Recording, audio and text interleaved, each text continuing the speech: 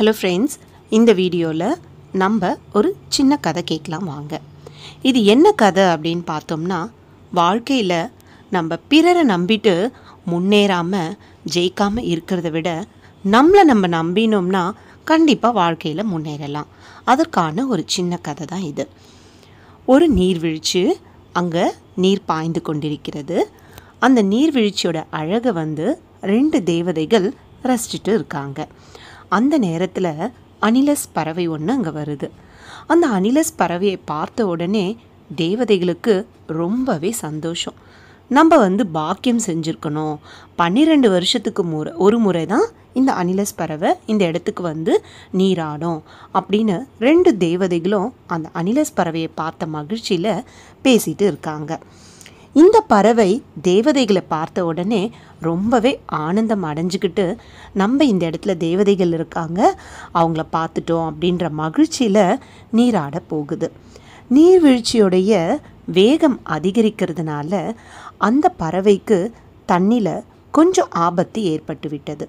இந்த தேவதைகள் 2 பேரும் உட்காந்து பேசிகிட்டு இருக்க நேரத்தில் கீச் கீச்னு ஒரு குரல் கேட்குது.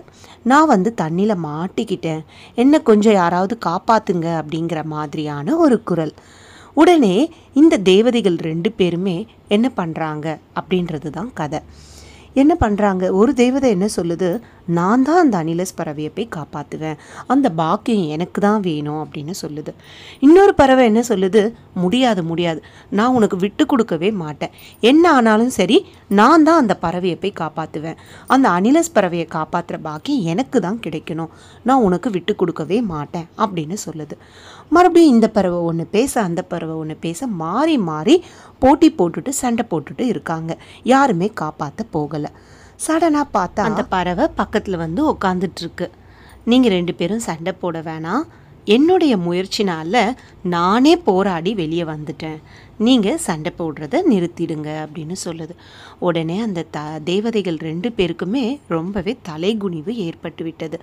அவங்க பேசுகிறாங்க, இந்த பறவைக்கு இருக்க அறிவு கூட நமக்கு இல்லையே, நம்ம போட்டி போட்டுட்டு காப்பாற்ற போகாமல் விட்டுட்டோம், ஆனால் அந்த பறவை தன்னுடைய முயற்சினாலே போராடி வெளியே வந்துடுச்சு பாத்தியா அப்படின்னு சொல்லுது.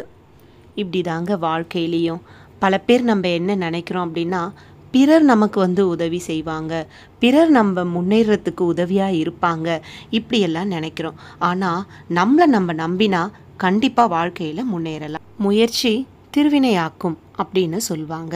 கண்டிப்பாக நம்ம வாழ்க்கையில் முன்னேறத்துக்கும் ஜெயிக்கிறதுக்கும் முயற்சி பண்ணிக்கிட்டே இருந்தோம்னா நிச்சயம் ஒரு நாள் வெற்றி அடைவோம். நன்றி. வாழ்க வளமுடன்.